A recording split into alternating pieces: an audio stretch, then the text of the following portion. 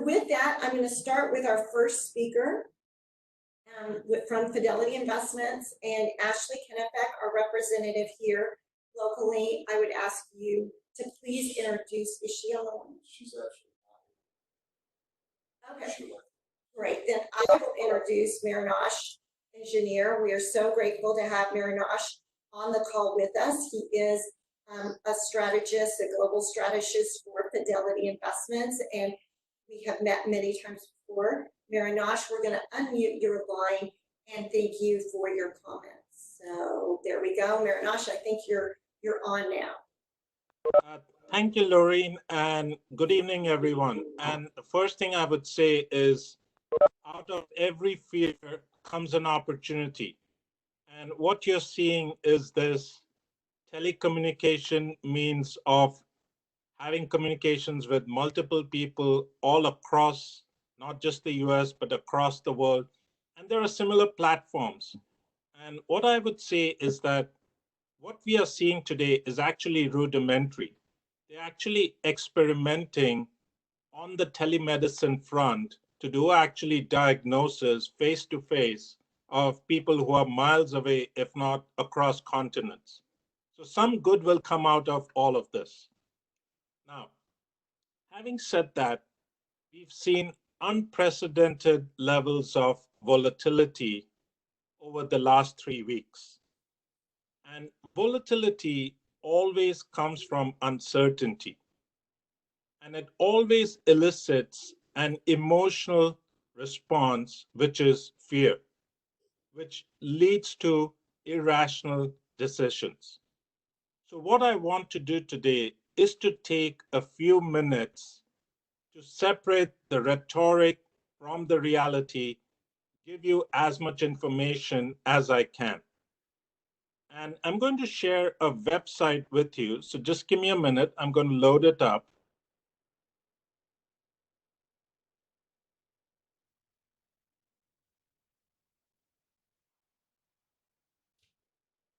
And it should come up in a minute. And there we go. So if you go to your Google browser and you type in the word Worldometer and coronavirus, it'll lead you to this website. It's actually set up by third-party independent research people. So no affiliation to any government, no affiliation to any political party.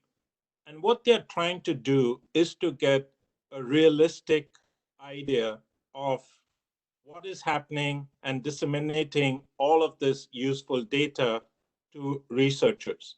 So the first thing you'll see is that the number of people infected across the world, the number of deaths, more importantly, how many have actually recovered. And that's the first point that I want to make, is that the media is not telling you that more than 50% or close to 50% have actually recovered. Going down the website, you'll find a lot of useful information for each and every different country. So let's look at China as the epicenter. And that's where the good news is actually. So if we look at the number of total cases, that's actually been plateauing out now for the last 3 weeks. Secondly, the number of new daily cases has also been going down very dramatically, especially over the last 10 days. So the good news is that, yes, there is a solution.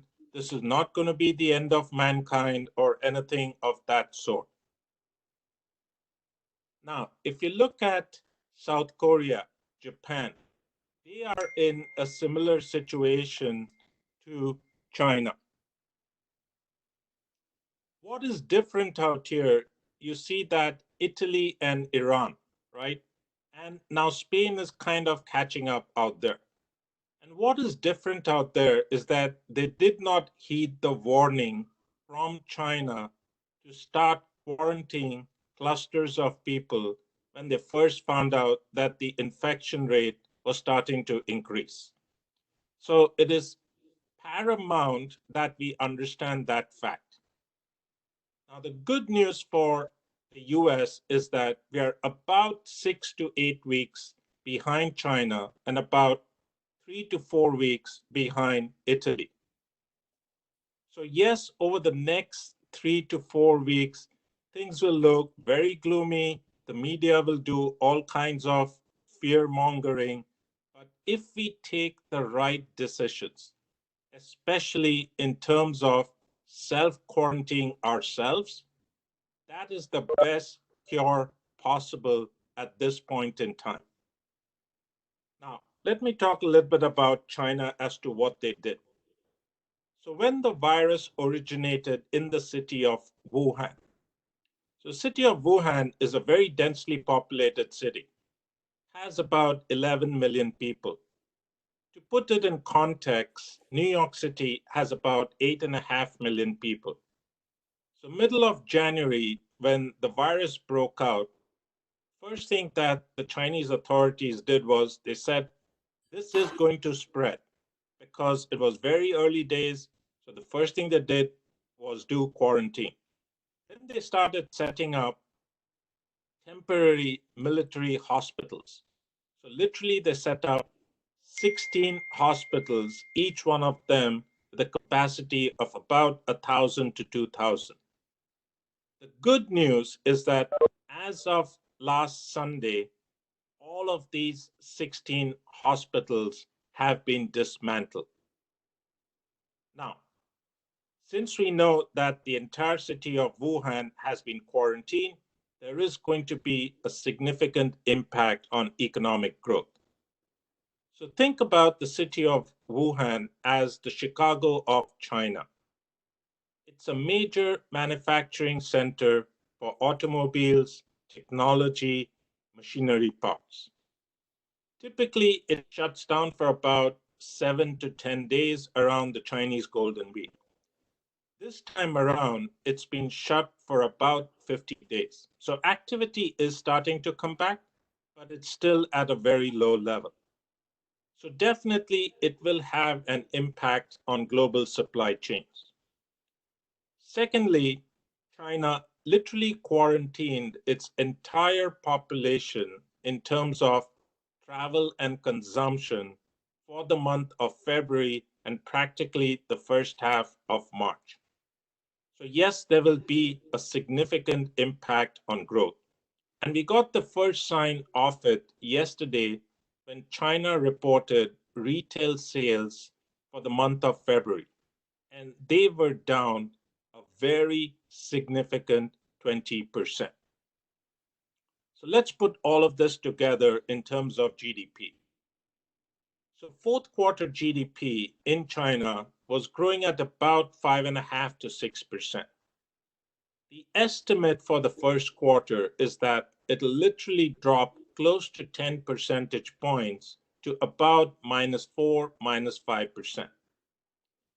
Having said that, it is very likely that it'll bounce back in the second quarter to by about 15%. So all said and done in the first half, our expectation is that Chinese growth will grow from about 6% down to about 5 to 5.5%.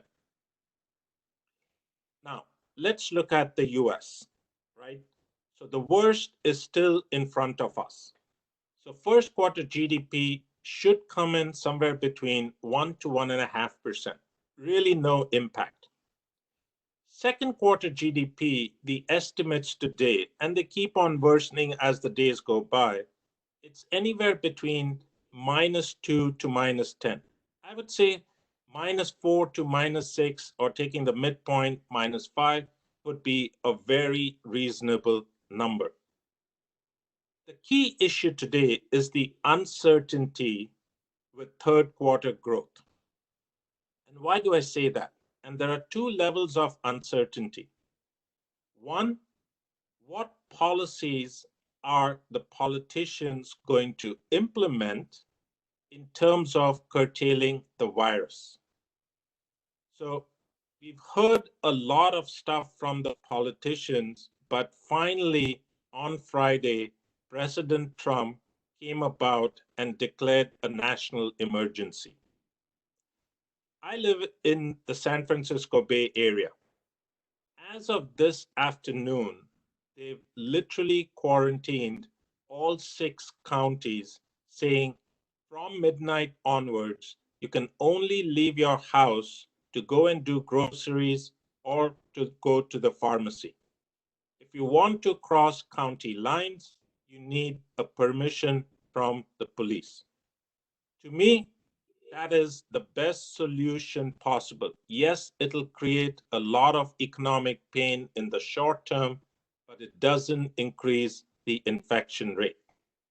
Which brings us to the second point, which is the stimulus package that the politicians should be implementing.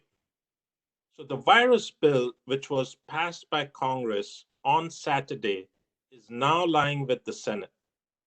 In that virus bill, there's barely 8 billion of spending, primarily targeting free testing and other similar measures. There's nothing in that bill to help the 2 constituencies who will be disproportionately affected. The first one being small and medium-sized businesses. The second being what we call as the gig economy. So people who are working part-time, temporary, consultants, people who make their living on their own. So there's no safety net for them, right? So the politicians need to do something meaningful for both of these constituencies for us to see a V-shaped recovery. Now, why is this different from 2000 and 2008? So 2000 and 2008 are what we call as supply side recessions. So we create excess of something, and then the price of that something has to come down to clear the inventory. What this is a demand side recession, which is the good news because when the virus clears itself, demand will come back. Also, what the market is not factoring in is 2 automatic stabilizers. So one, we've seen interest rates go down. And last week, on the back of it, mortgage refinancing activity picked up quite significantly. So that means extra dollars in the pockets of consumers. Secondly, oil prices have gone down by 30 to 40%. So again, when the economy recovers, that should give a little bit of a boost to the consumer side of things. Now, coming to what the Federal Reserve has done. So the Federal Reserve, understanding some of these issues, the liquidity problems that it creates, it's done 2 emergency rate cuts. So one was last week of 50 basis points, one was 100 basis points as of last night. Rates are literally close to zero. They're also doing additional liquidity measures like what we call as repurchase agreements and quantitative easing. Now, all of this will work in due time. So these are not measures that you press a button and it starts working. It takes a minimum of 2 quarters, if not 4 quarters, for things to start feeding into the real economy and for that impact to be taking place. So be patient. So sitting today, what would I tell clients? The first thing I would say is focus on your health. The second thing I would say is that if you're still very concerned, have a conversation with your financial advisor to guide you through this. And let me show you an interesting chart. So, over the last 100 years, mankind has seen multiple wars, we've seen political upheaval, we've seen diseases, famines, everything. But what takes the market upwards is human innovation. So trust that, give it time. And yes, it feels like unprecedented volatility, but this too shall pass. Now, if some of you are observing the markets on an intraday basis or even trading it, you would have noticed that the volatility has significantly increased. And that has nothing to do with the virus or the business cycle. It has everything to do with the change in the market structure. And what do I mean by that? So, over the last quarter, three big brokerage houses, so Charles Schwab, E Trade, and Fidelity, all three of them lowered their trading commissions to zero. So, literally, people who are doing one or two trades and it would cost them something now see the capital markets more as a video game and a casino. So literally, they're playing the markets to make some beer money.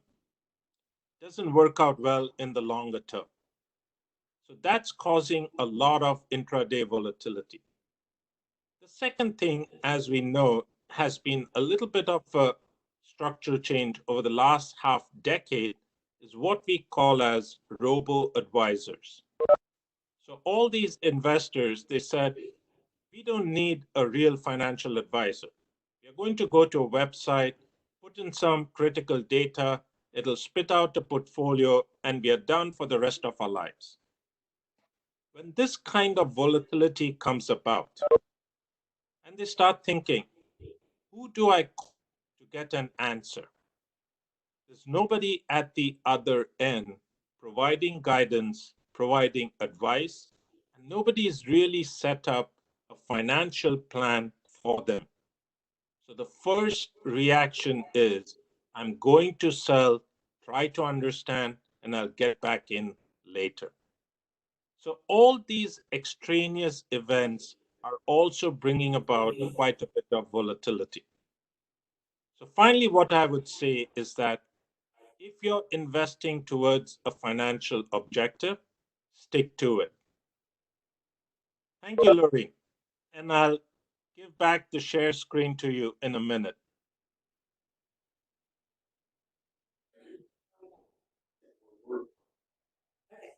Okay, thank you so much, Marinash. Great commentary. Amy, did you want to make a few comments about what Marinash was saying? Sure, Marinash, thank you so much for that overview. It was very helpful.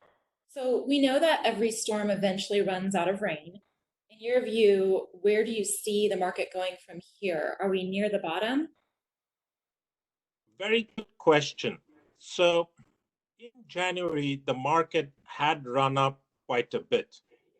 And we look at what we call as price earnings and valuations and things of that nature. Sitting today, we are trading at about 5 to 7% below fair value. And that's the US domestic equity market. Where we see better value today is developed international markets, which are trading at about a 30 odd percent discount to the long term average, and more so in emerging markets, which are trading at about a 35 to 40% discount to the long term average. So, definitely opportunities are coming about. And as I said, these telecommunication technologies is an opportunity. Healthcare is a very good domestic opportunity. None of those things are going away. Yes, we will have some near term pricing because that's the way Wall Street works. Wall Street focuses on the next quarter. As investors, we are focusing on the next 3, 5, 10 years. So we look at long term structural themes rather than what is going to happen tomorrow or next week. And personally, I don't have a clue what happens tomorrow or next week. But if you ask me, will the markets be up in 3 to 5 years' time? Absolutely. Are there certain structural themes which are very strong, like technology, demographics in the emerging market world, innovation? Absolutely.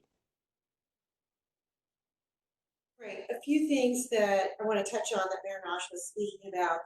One is it's always innovation that helps us move forward. And even in the midst of this crisis, we're seeing American ingenuity come to the rescue. When we look at the biotech companies, the companies that are at the forefront of the antivirals as well as potential vaccines, we have some great companies doing that work. And Marinosh also mentioned healthcare, which has been an area that we've been overweighting and that we believe strongly in. Also, he touched on PE ratios. And so what we know is that before all of this happened, we were in what we would call extended PE ratios when it comes to the S&P 500. And now those PE ratios have come down significantly. And what does that mean? That means that companies are much more fairly valued today than they were just a few weeks ago. And what that also means is that that tells us that the future earning potential off of these prices where we are very favorable. And then Marinosh also mentioned both developed markets as well as emerging markets and their valuations, which we also see as another great opportunity as well. So thank you for those comments. We're going to go ahead and move to our next speaker, who is from Eaton Vance, Brandon Fritz. And Brandon is a municipal bond institutional portfolio manager with Eaton Vance. And we've seen some disruptions in the municipal markets, and yet we see some great opportunities there as well. So we're going to unmute, there we go, Brandon, Brandon's line. And Brandon, thank you for joining us from Eaton Vance. Can you talk to us about municipals?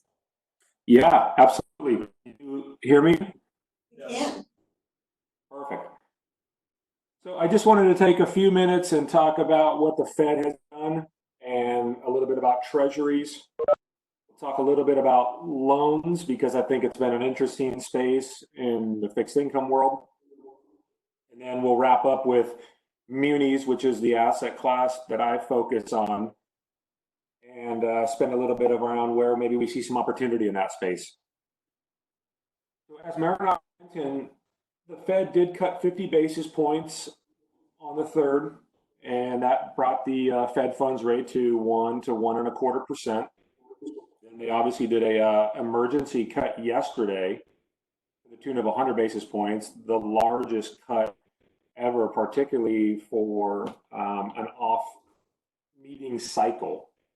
Keep in mind that the Fed was set to meet on Wednesday, and they ended up cutting yesterday. I'm going to pause right here. Are you hearing a echo on your end? We're okay. We can hear you. Okay, perfect. Making sure. I'm picking up an echo, but if you're not, then that's fine. In conjunction with what the Fed did yesterday, they launched a $700 billion quantitative easing program.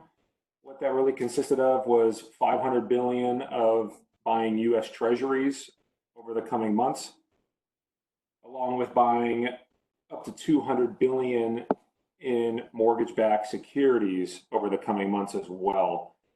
They did mention that they were going to go into the Treasury market today and buy $40 billion. Just for context, the last time they did QE3 was in 2012 and 2013.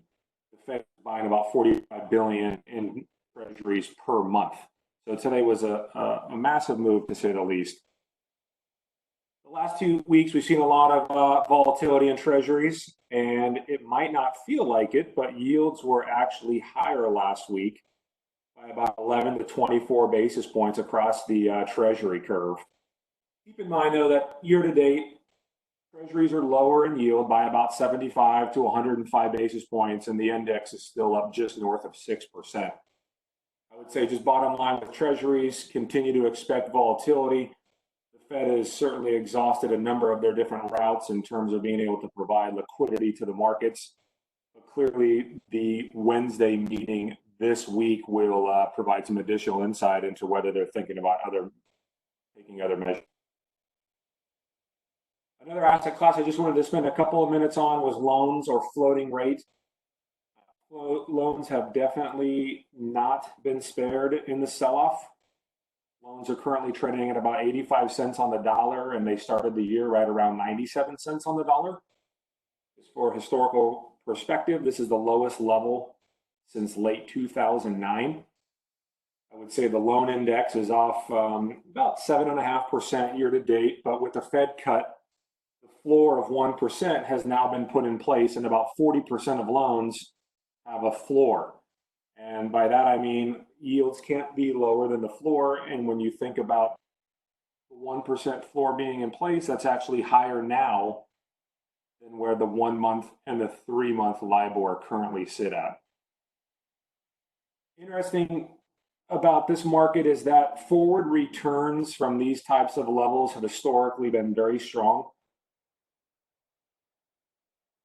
This range were double-digit returns post the lows in August 2011, the lows in February 2016, and then the lows in December 2018 as well. Now, I would very much agree that it's impossible to predict the bottom, but these levels are seen very few and far between, so definitely an asset class to keep an eye on. And then finally, munis, the asset class that I spend my day in and day out covering. Up until about March 6, munis were moving in sympathy with U.S. Treasuries, and rates were falling, but to a lesser degree. I would say a measure of relative value in our market is the muni to Treasury ratio. And what exactly do I mean by that? That's simply just the muni yield divided by the corresponding Treasury yield. And so on March 5th, for instance, the 10-year muni to Treasury ratio stood around 97%. Historically, that's been closer to around 80%. So you could argue that 97% was looking rather cheap. And then on Friday the 6th, there was a real dislocation starting to happen in our market. There's a muni ETF, HYD. That is a high yield muni ETF. They started to see some outflows. They became what we refer to as forced sellers. They went out to the market with looking for bids on bonds that were rather illiquid, basically looking to sell whatever they could. There were sort of some rogue bids out in the market that were hit, and it looked munis were trading at very distressed prices. I think, us being market participants went home that weekend and thought, wow, look, this is kind of odd. What's going on here with this forced selling? And last week, quite frankly, we saw unprecedented moves in our asset class and a massive move higher in yields. I would say that yields across the muni curve last week were about 60 to 90 basis points higher. These were literally moves that were larger than the taper tantrum of 2013. Some of you might remember Miss Meredith Whitney's comments in 2010, which created a big sell-off. And then I would say they were moves that, again, haven't been seen since the financial crisis in 2008. However, at the end of the week, we saw a lot of banks and insurance companies and crossover buyers starting to step back in to buy, as that same 10-year muni to Treasury ratio was now at about 175%. We saw better stability and liquidity on Friday. I would very much point out that liquidity is still challenged, but today I would say that there was a lot more trading activity. You saw a huge rally in treasuries on the back of that Fed rate cut. Munis couldn't keep pace once again. And for context, at the end of today, the 10-year muni to Treasury ratio ended at around 225%. Highest levels ever. So you might think about, okay, well, why do I still want to own munis in this environment? I just wanted to point out a few things. Clearly, there's been a tremendous amount of vol, but munis provide over time a great diversification factor within an overall portfolio.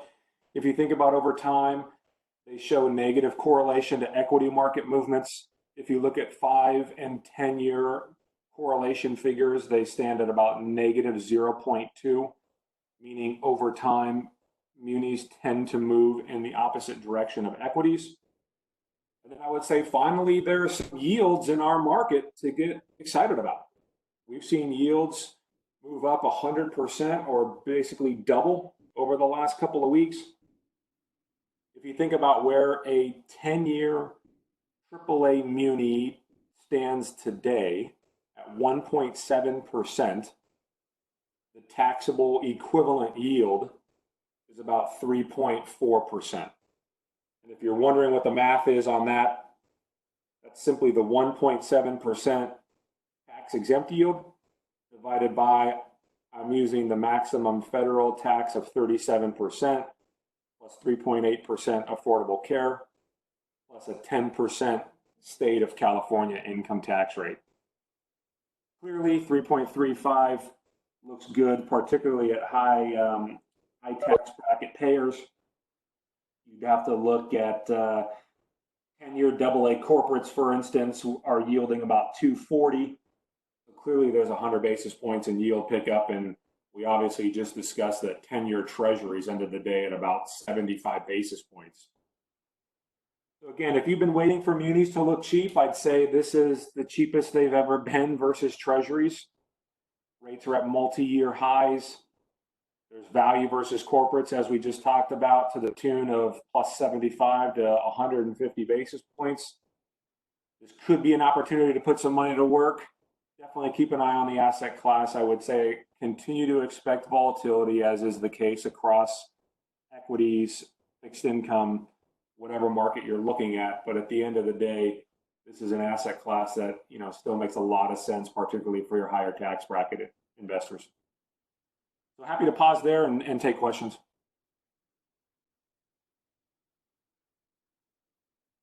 Okay, we're back on. Thank you so much, Brandon. Appreciate your comments. And with that, I'm going to ask John to make some comments about fixed income markets, about what Brandon just mentioned, and about our own approach to fixed income and what we've been doing. Absolutely.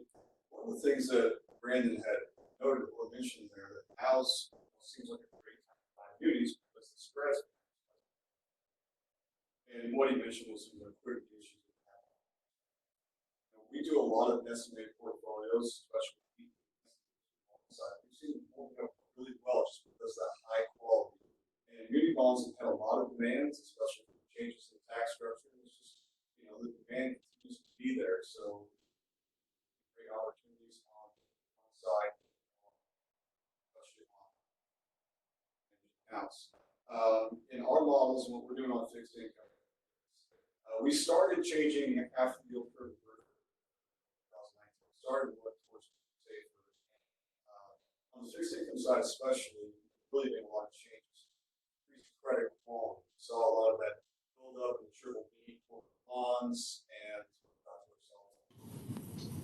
Can't hear you. Well, you appear unmuted, but someone's. You're coming in and out. Oh, so we might just be having a mic issue. Okay, there we go. Does that sound better? Much. Okay, sorry. A lot of confidence in that mic. It's so big. So yeah, but yeah. So really, it was a push up for quality in us. Fixed income in general last year, we had an amazing year. It was like one of 5 years since the Great Depression that PAA corporate bonds have done over 15%, and so really that push for quality, the push for diversification as we've gone into this section. So I really appreciate Brandon's wonderful insight as an institutional portfolio manager in Southern California to really shine light on something that a lot of Californians use, which is. Make some more comments. Let me just make a few more comments about fixed income, and that is that our fixed income is working very well. When we look at year-to-date numbers and what is going on, as we know in the equity markets, this is why we have a diversified portfolio. This is why we use fixed income as a ballast and a balancer to your equity part of your portfolio. And our fixed income positions, many of them are doing incredibly well. You may not know that or see that because what you're seeing in the news and in the media is all focused on the equity side of the equation, but all the more reason why a diversified, balanced approach to investing makes sense. So with that, we're now going to turn to our third speaker, and that is with MFS. And we've got our local representative, Dave Martinez, on the line as well. Let's start with Dave, and then Dave is going to is Dave on the line? I thought I saw him. He's there. Oh, but there's no mic. Okay, so Dave does not have the mic. He's on the call, but not on the mic. Okay, so we're going to go right into Rob Alameda, who is himself a portfolio manager with MFS as well as a strategist on their behalf. And so, Rob, we're going to unmute you and have you speak for about 10 minutes on what you're seeing. Great, thank you. Can you hear me okay? Yes. Yeah. Excellent, thank you. Well, let me start off with this. Let's take two cities. We have Irvine, California, and Boston, Massachusetts. Each have the same average annual temperature, right around 72, 73, 74 degrees. If that was the only information you had, is there feedback? If that was the only information you had, and you were trying to decide which place you would go to visit on vacation, you would have trouble making that decision. The important part that's left out is the volatility of the weather. So where you live, one standard deviation, or in other words, 2/3 of the time, the average annual temperature in your area is plus or minus 5 degrees from, call it 72, 73 degrees. Where I live, the variability is massive. One standard deviation is about 30 degrees. So 2/3 of the time, the temperature can be up to 100, 105 degrees and down to right around at the freezing level.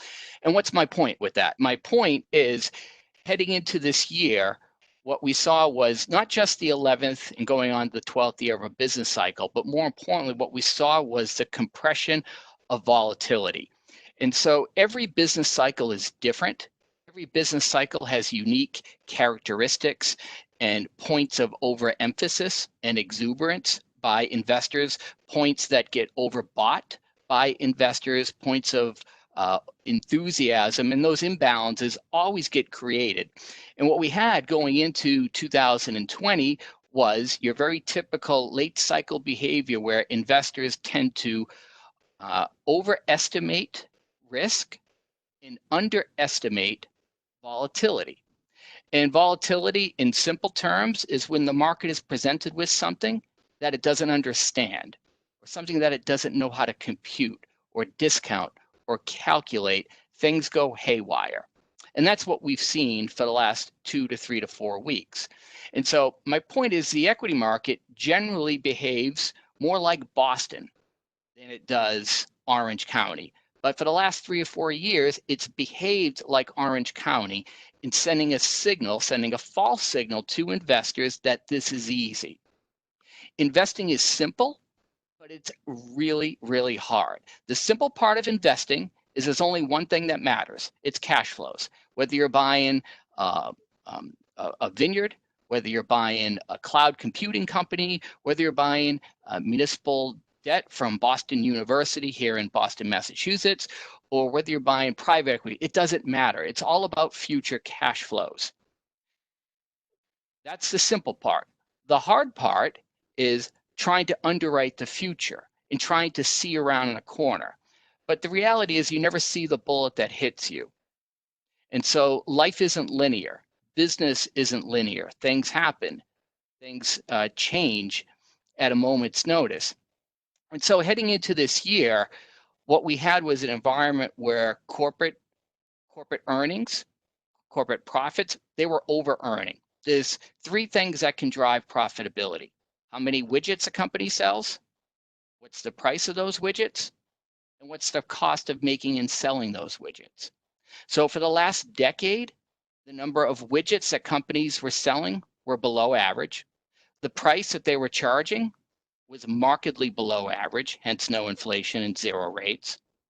Where was the dramatic amount of profits coming from?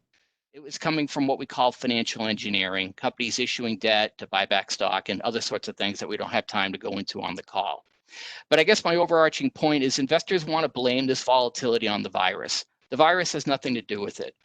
All the virus did was expose what was a fragile profit makeup generated by financial accounting and engineering. And now what you're seeing is those companies that don't have something durable and unique, they're being washed away. Now, what the market is doing, which is what it always does, is it shoots first and asks questions later, and it's going to push everything out with it. And I think the reason you work with a financial advisor, you work with an intermediary, and I'm using that in the aggregate sense, because to me, investing is about doing fewer dumb things. This is really, really hard. At least in my 25 years experience, the way I think about it is we're all going to be right half the time, we're all going to be wrong half the time. The difference between long-term successful investing and long-term unsuccessful or short-term unsuccessful investing is the magnitude of your mistakes. And we're all going to make mistakes. And to me, the mistakes that investors have made, which is the last few years, is assuming that profits can be engineered out of thin air. Eventually, companies have to make stuff to sell physical goods or service goods, and it can't just come from a manufacturing of engineering through fancy paperwork. And that's what you see in the market wash out. So let me stop there and turn back to you folks. Thank you. Okay, thank you for your comments. A couple of things I'd like to mention, and Rob was talking about is you can't see around the corner, he said, and that is why with investing, we have to be disciplined. So one of the things that we did earlier in February, before all of this volatility, is we rebalanced all of our SAM portfolios, our strategic asset management portfolios, so that our investors were never overexposed to equities. We not only rebalanced, but we also actually changed our portfolio strategy. We became much more defensive. We went upward in capitalization, meaning we went up towards large cap stocks, decreased the amount of exposure we had to small and mid-sized companies. And as we mentioned a minute ago, on the fixed income side, we increased our credit quality. We also increased other alternative investments. All of those moves that we made have helped us during this time of volatility. Just to give you some perspective, this last year in 2019, on our growth with income moderate allocation, we got 2/3 of the upside of the markets. And during this time of downward volatility, 50% of the downside. And if we can do that consistently, in other words, get you more of the upside and less of the downside, that's what makes successful investing. And we do that by taking emotions out. If we had been emotional about our holdings, if we had said, but these things are doing so well and they continue to do well, and we hadn't rebalanced and we hadn't looked at where we were in the market cycle, our clients would not be faring as well during this downturn. So that's why we do what we do. With that, John, if you'll go ahead and put up our slides that we want to share. And once again, if while we're going through this, at this point, we're gonna our speakers, we're going to please feel like you can you don't have to stay on the line any longer. We'll go ahead and take the questions at the end. And right now, what we're going to do is we're going to share our slide presentation and go over a few comments. So as one note, messages. through the chat. Through the chat, yeah. Right. So if somebody would like to message us in the chat, you can message me privately, and we'll see that. And if you want to ask a question, type it in, and we can see the question. Or if you'd like to request it verbally, we could. Yeah, but we won't. No. So yeah, if you can just message us that you have a question. And once again, we're getting used to using this virtual technology, which is great. We're planning on doing more of that, especially with the current conditions of the coronavirus and the concerns that people have about in-person meetings, we're going to be doing these virtual meetings. So, but let me just start by saying this. At times like this, it feels like it's the end of the world. And every time that we go through this kind of market volatility, it feels like it's the end of the world. But the end of the world will only happen one time. And the rest of the times, we're going to recover. So, the likelihood as times pass is that we will recover once again. So if we just look at this slide here, what you can see here is that we have had high levels of recent volatility. And what that means is that the VIX, which is a volatility index, has spiked. And you can look at that chart here that you see in front of us of just what that means. Now, remember, we've talked before about one of our strategies in our SAM portfolios is to use structured notes. And using those structured notes, it's a way for us to reduce the overall volatility of a portfolio. And we get our best pricing in structured notes when the VIX is high. So some of you have received phone calls from us saying we're purchasing more notes on your behalf. If you are not getting a phone call from us, that means that you already have structured notes in your portfolio that are helping with this volatility. We'll go to the next slide, John. And then the next slide here is that this is really talking about timing of the markets. And what you'll see here is right next to negative days in the markets are also positive days in the markets. So you'll look at the negative days in those darker orange colors and then the high positive days in those blue colors. And the problem with trying to time the market is that if you get out on one of those bad days, most likely you're coming up on another very positive day in the market. So just like we experienced today, a very negative day in the markets will probably be preceded by another a good day in the markets and a big spike up. So if you'll go to the next slide here. This is looking at various virus during more recent years, well, going back 97, 99, 2002, you can see different viruses, and you can look at the S&P 500 performance 1 month, 3 months, and 6 months out from that virus. And let's just look at 2009 swine flu because of the numbers of swine flu that we saw. And you can see that 6 months out, S&P 500 was up 30%. So keep that in mind as we're looking at the current coronavirus. Go on to the next one.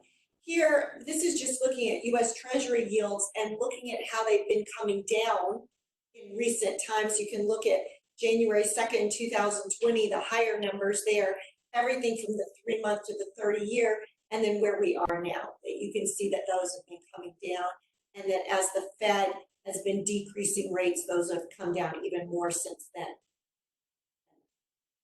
This one, yield comparison. This is, can you speak to this one, John, just on this yield comparison? Yeah, so it really, if you were to purchase, this is 10-year Treasury yield, and this is based off of prices, and if you were to purchase 10-year Treasury bond today, it's almost 10 years, less than 1%. Now, we're going to get some new earnings coming out for companies, which could adjust PE ratios, but the earnings yield is just the inverse of the PE ratio. It's essentially how much earnings you get for every price of share you get. So, like I said, we might be seeing some earnings coming down. What this illustrates is that really the gap between the two has grown to a strong level, where if earnings were to bounce back at today's prices, a spread between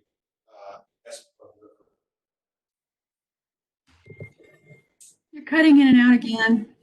Oh, I think it's just me. I think I'm just too far from this mic. Okay. Let us know if Lorraine's okay. Thank you. She's more So on this chart here, this is just talking about recessions. And one of the points that I want to make here to all of our investors is that recessions are a normal part of the business cycle. And we tend to be very fearful about recessions, but recessions are what leads us into the next bull market run. And what we've seen right now currently is that the markets have priced in a recession. And I will say that when we look at globally as well as domestically, I think it is going to be hard to avoid a recession. I think that's reality. I think that the global slowdown, as well as the United States having to take the actions that we're taking on closing down businesses, quarantining people, asking people to stay home, it's obviously going to put a strain on any kind of productivity for a season. Coming out of that, as Marinesh was mentioning, this being a demand issue, demand will once again revert again. And we will see people traveling again. We will see people spending again. We will see all those things. But the definition of a recession is 2 quarters of negative GDP. So as he mentioned, Marinesh mentioned some estimates. We have different estimates from different firms on what we're looking at, but we can expect probably a couple of quarters of negative GDP that then would be followed by an end of year rally of a much more positive GDP, which would then could lead us once again to another bull market run. So if you look at this chart here on recessionary times, they are always followed then by recovery times. And this one, for those of you who came to our holiday event in December, we showed this chart, and you'll remember me talking in December that we had only seen, if you look at this chart of 2019, we'd only seen an intra-year decline of 7% during the year. But that is very low compared to intra-year declines in other years.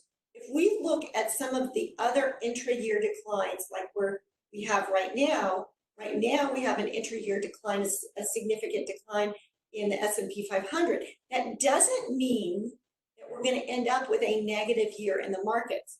If you look back in the 90s, in the late 90s, you can see years there with some pretty significant, a 19% decline in the middle of the year, and yet it ended the year with a positive 27%. So we're not predicting where we're going to end up this year. We don't know. What we do know is that an intra-year decline doesn't mean a negative year in the markets. This chart here looks at recessionary periods. It actually looks at intra-year declines and then looks at, did we go into recession or not? So once again, on this chart here, you can look at all the different bear markets that we've experienced, bear markets meaning a 20% decline during the year. And some of these ended up with recessions and some did not. Pretty much, we're saying about 70% of the time when you have a negative 20% decline, you end up with a recession. And 30% you typically do not. But that doesn't, once again, that doesn't mean that recessions are, you're not going to recover. You're going to recover from a recession. And then we get to the next bull market run. Okay, if we look at this chart here, this is just talking about U.S. corporate debt, maturing corporate debt, and that there's a large amount of BBB debt due in the coming years. This is one of the reasons that we've been concerned about this space of the markets and why we have increased our credit quality in our fixed income side of our portfolios. High yield spreads have widened significantly. They've spiked in a very short period of time, and there has been this concern of lack of liquidity, and that is why one of the reasons the Fed has intervened to provide liquidity in the markets. And once again, why we've been cautious about high yield and why I said at the beginning of the year it was time to pare down high yield exposure. We talked about high quality municipal bonds. We talked about this, and Brandon was talking about the municipal bond markets, and we do still like the municipal bonds. So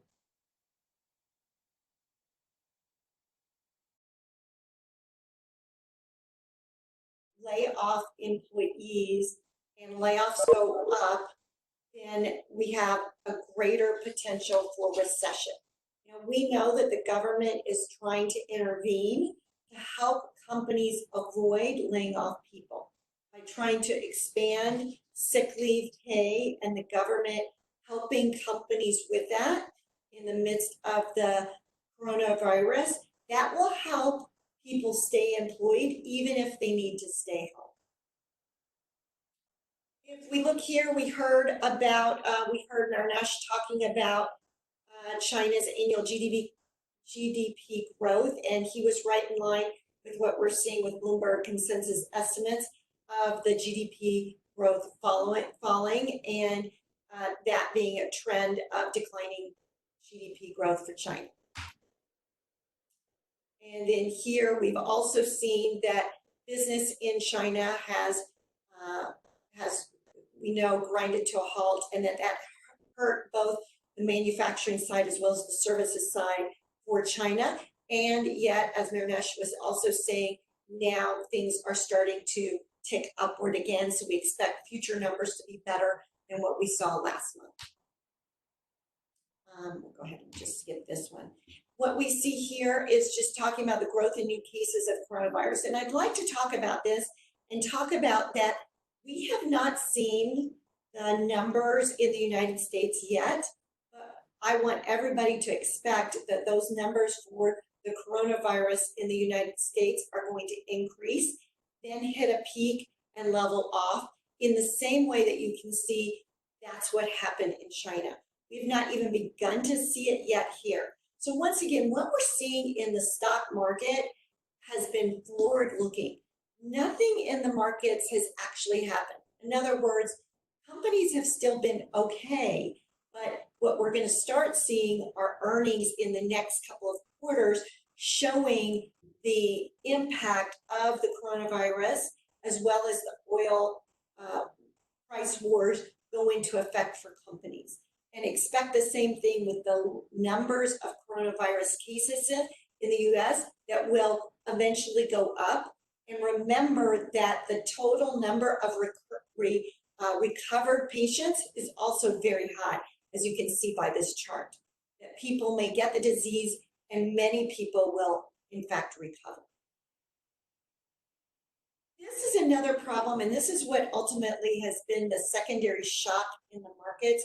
It's not only been the coronavirus, but it's also the oil price wars that have been happening between Saudi Arabia and Russia, and both governments are very dependent on the revenue from those oil sales. Now, part of that too, we've seen the U.S. announce purchases of oil in order to try and stabilize and help the situation, as well as help us in the United States continue to be strong and not be as dependent upon other countries in what is going on here with oil. So we talked about, this slide is somewhat talking about what we had just talked about, what we've done in our portfolios already. So what I want our clients to know is that we had already taken the measures that needed to happen before this volatility. During the volatility, we don't want to make rash moves. What we're doing right now is we're looking at, in our portfolios, what are the opportunities? Where can we potentially take some equity exposure and make changes to other equity exposure that we feel like has even better opportunities? We're also looking for opportunities where we, at the point where we feel comfortable, where we can add a little bit more equity exposure. And here comes the big question that clients are asking me. If we have cash, what do we do? And if we don't have cash, extra cash, what do we do? So I want to address both of those things. If you have additional cash and you want to invest that additional cash, let's have a conversation about your comfort level. During times of market stress is where we find out what your true risk tolerance is. Let's go to the next slide. We find out right now, in the midst of this volatility, are you really the investor you thought you were? you know that we have you take a Riskalyze questionnaire, and that Riskalyze questionnaire scores you from a 1 to a 99, with 1 being all cash, 99 being all equities, and where do you feel comfortable in your risk tolerance. We then match your risk tolerance to our overall asset allocation portfolios and determine how much equity exposure you should have. If this is making you very nervous and you're looking at your portfolio and you're nervous, we need to retake that questionnaire and have another conversation about risk. And this is where it becomes important for us to know where to put, if you do have additional cash, where you're going to be comfortable. And if you don't have additional cash, and let's say you're retired and you're dependent upon income, we know that. We're still providing you with the income that you need, and we have your portfolio allocated to provide you that income that you need. But we want to make sure that you can sleep well at night. And that's where we need to have additional conversations to make sure that we have you allocated properly. Okay, so those are our, let's open it up. Those are our, that's our presentation that we had for you today. And now we're going to look and see if anybody has asked us any questions here. And I don't see that we have. John, do you see any questions here? We don't see any questions. So this is what I would say at this point. Please email us or call us. We can't really email you back these answers to some of these questions. We're going to need to have a phone call conversation because it really takes us going back and forth and understanding your questions that you have. But just know, some of you we've been talking to over the last few weeks. I understand when many of you are feeling uncomfortable with volatility. And I've also seen a lot of you call me and ask me, is it time to buy in additional money? For our business owner clients who are looking at funding their pensions, we do a lot of that here, and we are saying, you know, let's have that conversation of putting in additional cash where we see those opportunities. I will tell you, looking at the forward PE ratios and where we are, both domestically as well as internationally, we do see some great values. Not to say that we're done with the downward onslaught. We could always see more downward pressure in the markets, and we will probably never catch the very bottom of this market, because by the time we've reached the bottom, it's going to quickly also, we're going to see recovery periods as well. So that's where we have to have a conversation, say, where are you comfortable entering in? And we can enter in over a period of time, but definitely at these levels, these are very good levels for long-term investing. And with that, we want to once again thank you and ask everybody to be healthy. A couple things I want to let you know internally here.